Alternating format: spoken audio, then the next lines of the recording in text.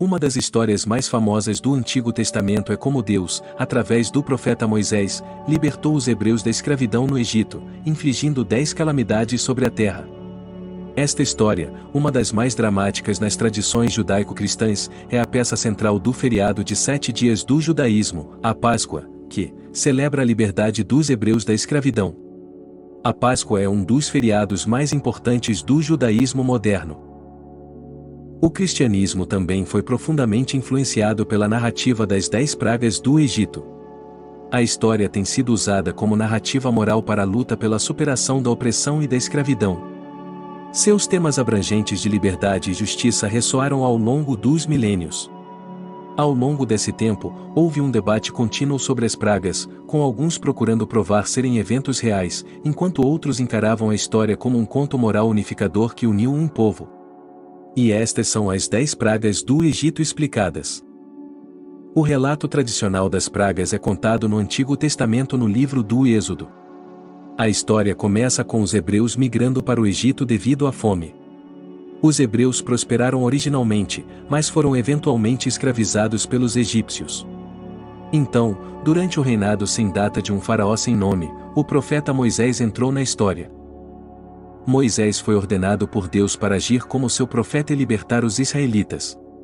Êxodo capítulo 7, cita Deus: "Vi endurecerei o coração de Faraó, e multiplicarei os meus sinais e as minhas maravilhas na terra do Egito, o meu povo, os filhos de Israel, da terra do Egito por grandes juízos.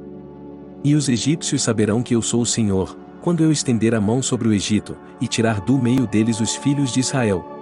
Moisés, conforme ordenado por Deus, exigiu a libertação dos israelitas escravizados com seu companheiro Arão, que atuou como orador de Moisés.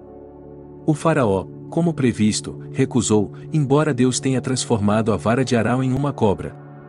Como resultado, Deus infligiu 10 pragas sobre o Egito, chamadas de Magaf em hebraico, que culminou na morte de todo filho egípcio primogênito.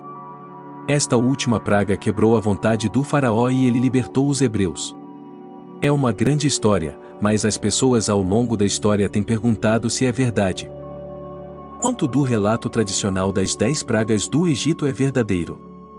Quaisquer descobertas relatadas de prova do Êxodo são altamente especulativas.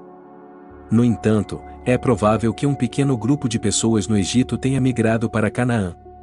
Ao tentar reforçar as alegações de evidências arqueológicas do Êxodo, a Sociedade Arqueológica Bíblica cita descobertas, mas cada uma delas é baseada em especulação. O artigo O Êxodo de Israel em Perspectiva Transdisciplinar enfatiza que existem centenas de livros dedicados ao assunto de provar a historicidade dos eventos bíblicos. No final, os autores oferecem que provavelmente houve alguma forma de êxodo formando um núcleo histórico de verdade, mas não como está escrito no Antigo Testamento. Há também um debate feroz sobre quando ocorreu, com a maioria dos estudiosos dizendo que o século 13 ou 15 a.C. É claro que isso não impede os estudiosos de tentar mostrar como as pragas eram plausíveis por meio de ginástica mental. Vamos explorar as 10 pragas do Egito individualmente, ver o que se sabe sobre elas e ver como os estudiosos tentaram explicar logicamente o que aconteceu. Olá, seja bem-vindo ao canal Pingo de Curiosidade. Praga 1: o Nilo se transforma em sangue. Conforme descrito em Êxodo 7, Moisés soltou a primeira praga depois que Arão atingiu sua vara no Nilo, o que fez com que ela e todas as águas ligadas a ela se transformassem em sangue. Esta água tornou-se pútrida, tornando-se intragável e matando todos os peixes.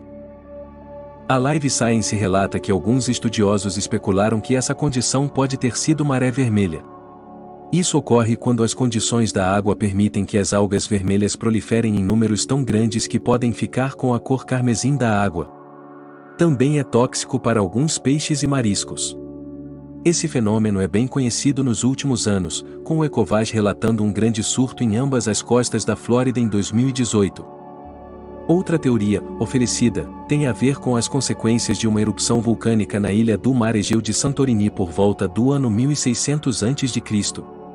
A poeira vulcânica teria se espalhado e incluiria o mineral vermelho cinábrio, causou o desastre. Praga 2: muitos e muitos sapos. A segunda praga foram as rãs. Muitas delas Como citado em Êxodo 8, vi o rio produzirá rãs em abundância, as quais subirão e entrarão em tua casa, e em teu quarto, e em tua cama, e na casa de teus servos, e sobre teu povo, e nos teus fornos e nas tuas amassadeiras. Então, qual é o problema com este? Sapos parecem mais irritantes do que pestes. Embora nunca seja explicado claramente por que os sapos seriam uma praga, aqueles que defendem a teoria da maré vermelha da primeira praga ligam a segunda praga à primeira.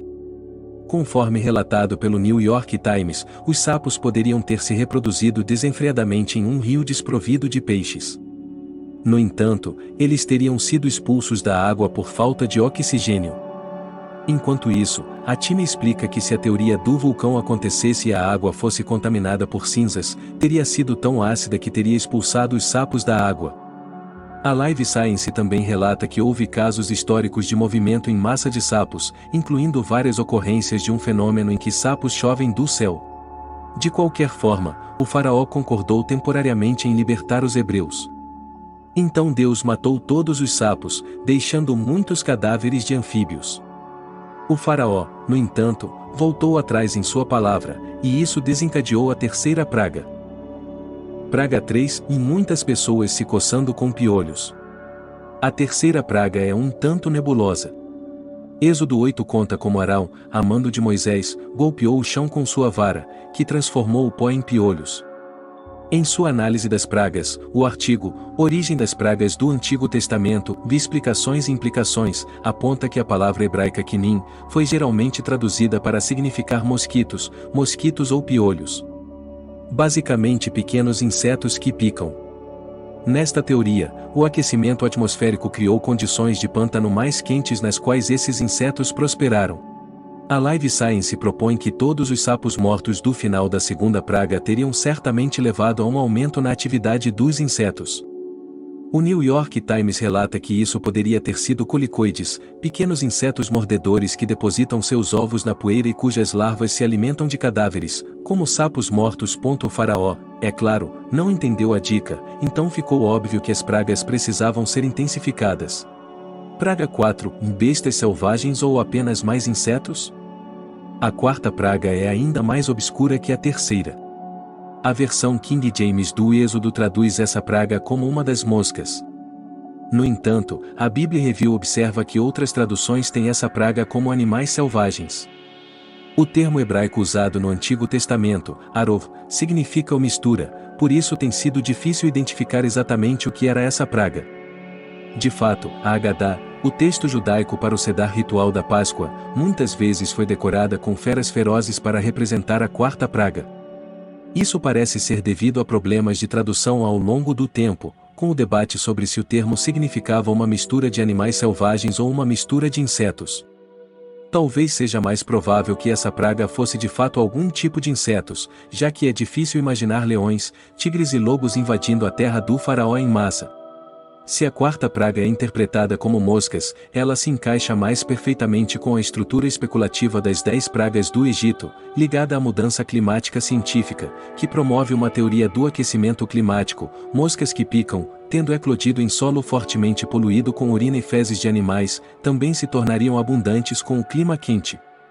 De fato, as moscas teriam se procriado facilmente em uma terra repleta de cadáveres de sapos. O faraó a princípio concordou em deixar os israelitas irem ao deserto orar por 3 dias se Moisés acabasse com a praga. Mas ele voltou em sua palavra. Peste 5, uma doença que matou o gado. A quinta praga, como está escrita em Êxodo 9, foi uma doença infecciosa que matou o gado, especificamente o gado egípcio, não o gado hebreu. A versão King James diz: "Veis que a mão do Senhor está sobre o teu gado no campo, sobre os cavalos, sobre os jumentos, sobre os camelos, sobre os bois e sobre as ovelhas", ou grave murmúrio. Esta praga em particular tem muitos tipos de eventos historicamente comparáveis. A Live Science observa que a peste bovina é uma doença infecciosa que aflige o gado há séculos.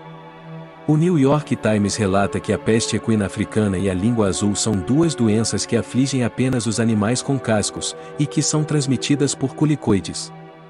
Essas doenças infecciosas podem ter sido transmitidas pelos insetos da quarta praga. O motivo pelo qual a doença poupou todo o gado israelita não é facilmente explicado, embora uma teoria seja de que seu gado pode ter sido situado bem longe dos insetos que eram o vetor da doença. Praga 6. Uma doença de pele realmente desagradável. Para a sexta praga, parecia que a doença seria mais pessoal. Como citado em Êxodo 9, disse o Senhor a Moisés e a Arão: tomai punhados de cinza da fornalha, e Moisés a espargirá para o céu, à vista de Faraó, terra do Egito, e uma úlcera brotará de úlceras nos homens e nos animais por toda a terra do Egito. Ai! Ao tentar descobrir uma causa potencial desta praga, origem das pragas do Antigo Testamento, de explicações e implicações, relaciona a causalidade das pragas de insetos da quarta e quinta praga e especula que as larvas de moscas talvez possam ter se enterrado na pele de animais e humanos para causar um inchaço tão horrível. Esses pesquisadores acharam que as larvas da mosca tumbu poderiam ser as responsáveis, já que se sabe que essas larvas emergem das pernas e nádegas humanas. Isso explicaria por que os mágicos do faraó não puderam comparecer diante de Moisés devido aos furúnculos, porque o furúnculo estava sobre os magos e sobre todos os egípcios. O artigo Aspectos ambientais e médicos relacionados à sexta praga do Egito adota uma abordagem diferente, relacionando-se à menção de cinzas e poeira, e propondo que os furúnculos foi resultado da poluição ambiental do ar. Independentemente da causa, o faraó não parecia incomodado com os furúnculos, por isso não libertou os hebreus. Praga 7. Chuva de granizo ardente. Para a sétima praga, a situação começou a ficar ainda mais dramática. Esta praga, conforme descrita em Êxodo 9, consistia em tempestades de granizo ardentes. Autores propõem que isso foi resultado de uma supertempestade El Niño Oscilação Sul. Outra explicação remonta à teoria de uma explosão vulcânica em Santorini. Conforme relatado pela STEAM, tal erupção vulcânica pode ter interrompido os padrões climáticos, talvez causando tempestades. Este parece ser o único tipo plausível de explicação científica para uma tempestade de tal intensidade. Segundo a tradição, o resultado foi calamitoso. As colheitas foram destruídas em massa e havia uma ameaça de fome. Segundo a história, o faraó se arrependeu, mas apenas temporariamente. Outra explicação remonta à teoria de uma explosão vulcânica em Santorini.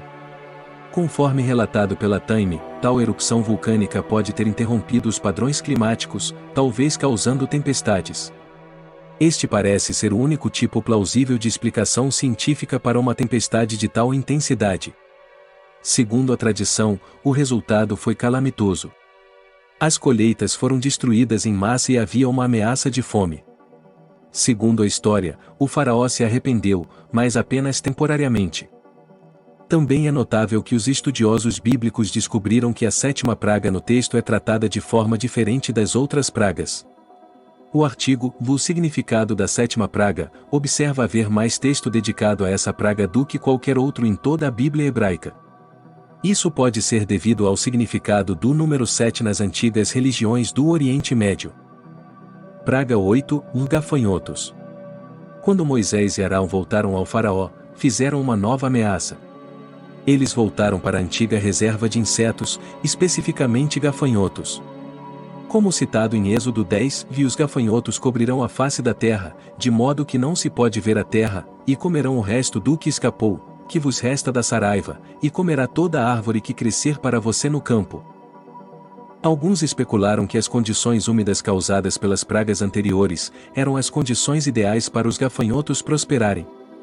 Um dos cientistas que apoia a teoria da explosão vulcânica disse: a precipitação de cinzas causou anomalias climáticas, o que se traduz em maiores precipitações, maior umidade.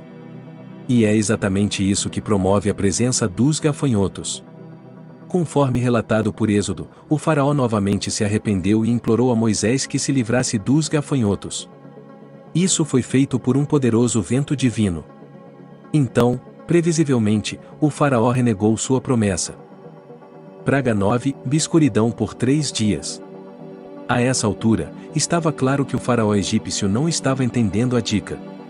Então, desta vez, Deus queria fazer algo completamente antinatural.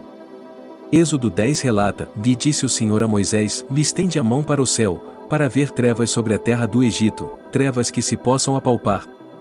Essa escuridão durou 3 dias e fez com que todos os egípcios ficassem em casa, exceto os israelitas, que tinham luzes dentro de suas próprias casas. Uma explicação desta praga é oferecida pela Enciclopédia Judaica, que diz que um vento sul ou sudoeste pode ter soprado uma intensa tempestade de areia no Egito, escurecendo-o com partículas muito finas.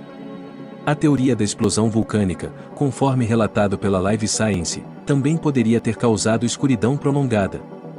Alternativamente, a 10ª praga poderia ter sido um eclipse solar, embora não haja nenhum eclipse solar registrado que tenha durado 3 dias. De acordo com Êxodo, essa praga teve algum impacto, pois o faraó estava disposto a deixar os hebreus livres. Mas ele disse a Moisés e Arão que eles precisariam deixar seus rebanhos para trás. Isso era inaceitável para Moisés. Então o faraó, agora insultado, chutou Moisés e Arão e ameaçou executá-los se eles ousassem voltar. Isso levou Deus a dizer a Moisés que feriria os egípcios com uma última praga que faria o trabalho. Praga 10, e matança de filhos primogênitos. A 10ª praga é a matança seletiva de todos os primogênitos egípcios e gado primogênito. Para evitar que os israelitas fossem mortos, Deus lhes disse para espalhar sangue de cordeiro em suas portas para que passasse sobre eles, assim nasceu o feriado da Páscoa. Essa praga é a mais difícil para os especialistas oferecerem explicações racionais. O Biomedical Scientist relata que os arqueólogos há muito oferecem a explicação de uma infestação fúngica de trigo para a morte de bebês e gado. Isso, no entanto, não explica realmente a matança seletiva da 10ª praga. Outra possível explicação sugere que as poças de água e o crescimento da vegetação da 7ª praga teriam causado a proliferação de mosquitos, que atraíam pássaros, e os pássaros transmitiam doenças mortais para os antigos egípcios. Essa explicação força a credulidade pela mesma razão e, embora ofereça alguma ideia por que crianças e animais vulneráveis podem ter morrido, ela não explica satisfatoriamente a matança seletiva. No entanto, como sustenta a tradição religiosa, essa praga foi o desfecho e os hebreus foram libertos da escravidão. Grande parte da prova científica das 10 pragas do Egito é, na melhor das hipóteses, especulativa, mas isso não vem ao caso. As 10 pragas do Egito são uma poderosa declaração espiritual. O tema do poder de Deus para libertar de se inscrever e deixar seu like tem um forte domínio sobre o espírito e a imaginação. Curiosidade é crescer. Compartilhe esse conteúdo com seus amigos, conhecidos e familiares. Obrigado e até o próximo vídeo.